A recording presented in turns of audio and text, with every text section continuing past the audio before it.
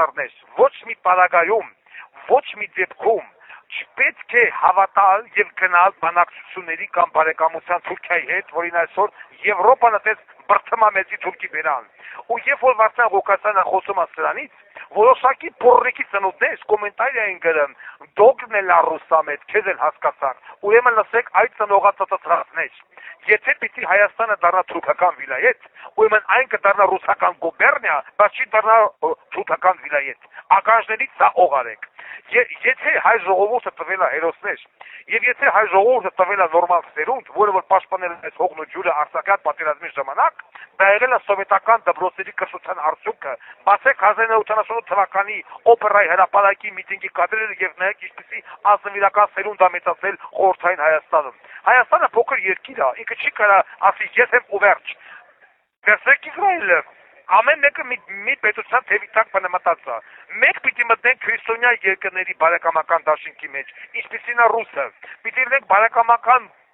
հարաբերությունների մեջ Պարսիկի ու վրացու հետ, պաշտպանելով մեր պետական շահերը։ Դրա մասին են խոսում մեր պետական շահերը։ Մեր պետական շահը, ազգային շահը չի ասում գնամտի Թուրքի բերան, որ մի 20-30 տարի հետո այսպես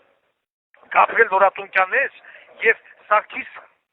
Թորոսյաններ ծառայելով այդ երկրին, վերջի միանց ծնողների մահկանացուն կտեն այս կամ այդ անապատներում։ Թուրքը մնում է թուրք 600 տարի շարունակ թրկություն ապացուցել է։ Մենք այդ ազգետ անելիք չունենք։ Եվ ով է բորրիկի ծնունդը, որ ասում է դոգը ռուսամետ է, դոգը եղած չեղածը կերել է, դոգը հայամետ է։ Իսկ հայամետության շահերն ասում է, որ մենք պիտի լինենք բարեդրացական հարաբերությունների մեջ մեր գերագույն հարևան Ռուսաստանի հետ, որի հետ կապված է մեր բոլոր տնտեսական շահերը։ Բոլոր։ Այս շեմուշկից բռնած ձեր արևտրո դուկան եք Ռուսաստանի հետ, որտեղ ապրում է 3 միլիոն հայ, որը երբեք հայ ժողովրդի ցեղասպանություն չի արել։ Եվրոպացիքի չեն արել, եկել են, լարել են, ոչ մի թողել ռադեները մեծի թողելով թուրքերի բերանի մեջ կերել են, մորթել են, ավիրել են։ Սա եմ ասածը։ Ես ոչ ռուսամետ եմ, ոչ ամերիկամետ եմ, ոչ եվրոպամետ եմ, ոչ ես հայամետ եմ։ Իսկ հայ ժողովրդի շահը խոսում է դրա մասին։ Հայաստանը կարա փրկվի միայն քրիստոնեական երկրի հետ բարեկամություն կազմելով, ոչ թե թուրքերի հետ, աչք ու ցախ թուրքեն, որ այսօր նույն Ադրբեջանը դրված հայեմը Հայաստանի ղեկավարության քիթուբենին, սրանք շփիտով ոսր մազոխիստել են, արա, ինձ սրմա սրանցերից սրանք շփիտով պատասխանում են։ Մեզ անվանում են տերորիստ, սեպարատիստ, չգիտեմ ես ինչ ասում, ես իմ հողերն եմ վերադարձել։ Դու իմ ոտերն ես կերել, թե դու քո հողերն ես վերադարձել, երբ այդ Արցախներն են թուրքական։ Ու այսօր բոլորը լռում են, այդ ընդդիմադի դաշտի գործիչները լռում են, սենց հայեր 100,000-ներով են եղել, որոնք ծառայել են թուրքերին, հավատացել են թուրքերին, վերջը միած մահկանացուն են կնքել առանց հարգանքի առանանալու, ծնողներով, տեղով, կոթերը փռել են արավի տակ։ Թուրքը երբեք պիտի հայ հետ խնդիրը վերջացրեց, ասելու է Վրաստանին, Վրաստանը հետ խնդիրը վերջացրեց, ասելու է Հյուսիսային Կովկասին, ու դե շարունակ։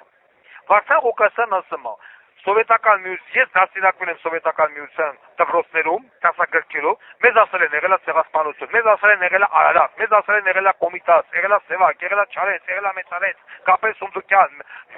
Զորապ Գրիգոր եւ այլն դպրոցներում տիրում է կատարյալ ագրագիտություն։ Թուրք երբեք չի հայ բարեկամ եւ Վարդան Ղուկասյանը երբեք այլամետ չի։ Վարդան Ղուկասյանը հայամետ է, իսկ Հայաստանի պետական եւ ազգային շահը խոսում է նրա մասին, որ մենք պետք է ունենանք բարեկամական հարաբերություն ռուսի, պարսիկի, վրացու հետ առաջնորդության սկզբունքով։ Եվրոպան լավն է, թող Վրաստանին ընդունել Եվրոպա, թող Թուրքիային ընդունել Եվրոպա։ Ոչ այդքան Թուրքիան լավն է։ Այսքանը տարածեք եւ կրթվեք հարգանքներով ամենայն հայոց Վարդան Ղուկասյան։